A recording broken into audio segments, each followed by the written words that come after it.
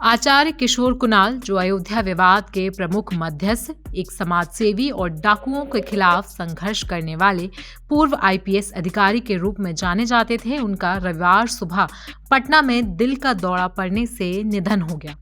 वो इस समय 74 वर्ष के थे। उन्हें बिहार के मंदिरों में दलित पुजारियों की नियुक्ति के लिए भी जाना जाता था। किशोर कुणाल का जन्म 10 अगस्त 1950 को हुआ था। उनकी प्रारंभिक शिक्षा मुजफ्फरपुर जिले के बरूराज गांव में हुई थी। इसके बाद उन्होंने पटना विश्वविद्यालय से इतिहास और संस्कृत में स्नातक की डिग्री प्राप्त की और 1970 में ग्रेजुएट होने के बाद 1983 में मास्टर्स की डिग्री भी हासिल की। इसके बाद उन्होंने पुलिस सेवा में योगदान दिया और कई महत्वपूर्ण पदों पर भी काम किया।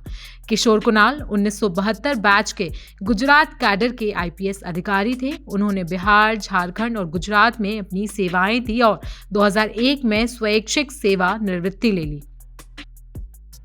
1989 में उन्हें गृह मंत्रालय द्वारा अयोध्या में विशेष कार्य अधिकारी यानी कि ओएसडी के रूप में नियुक्त किया गया, जब प्रधानमंत्री वीपी सिंह थे। इसके बाद चंद्रशेखर और पीवी नरसिम्हा राव के काल में भी उन्होंने ओएसडी का पद संभाला।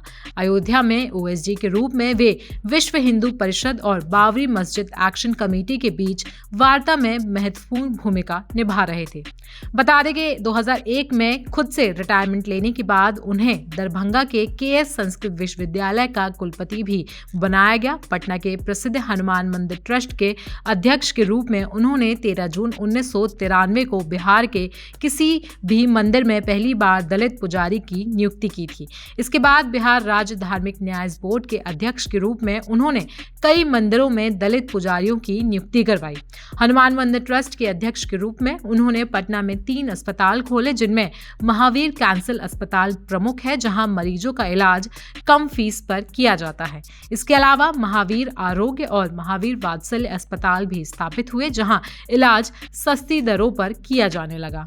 किशोर कुणाल संस्कृत और हिंदी के प्रतिष्ठित विद्वान थे। वे अपनी पुस्तक अयोध्या रिविजिटेड के लिए भी बहुत ज्यादा फेमस थे, जिसके बाद में भारत के पूर्व मुख्य न्यायाधीश जीबी पटनायक ने अपनी प्रस्तावना में कहा कि ये राष्ट्र के लिए एक महत्वपूर्ण संपत्ति होगी, जो 2 समुदायों के बीच तनाव को कम करने में मददगार हो सकती है।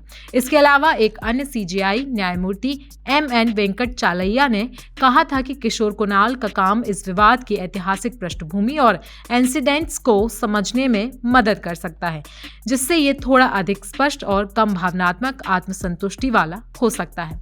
बता दें कि किशोर कुणाल के निधन से बिहार में इस समय शोक की लहर है और बिहार के सारे लोग उन्हें नम आंखों से श्रद्धांजलि अर्पित कर रहे हैं।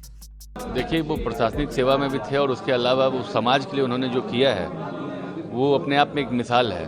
बिहार में उन्होंने महावीर कैंसर से लेकर जिस तरह से बच्चों के लिए हॉस्पिटल ये खोला, महावीर वात्सल्य खोला, एक अनोखा इन्होंने मिसाल प्रस्तुत किया है। और सबसे बड़ी बात है कि हमारे पिताजी से इनके बहुत पुराना लगाव रहा है, बहुत पुराने संबंध रहे हैं। हमारे अभिभावक के तौर पे थे, आज हम लोग के बीच में नहीं हैं। ये क्षति कोई पूर्ति नहीं कर सकता।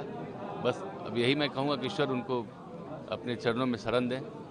देखिए, तो हम लोग के अभिभावक थे और बिहार का नहीं देश का क्षति हुआ है, चूँकि ये सबके लिए खड़े रहते थे।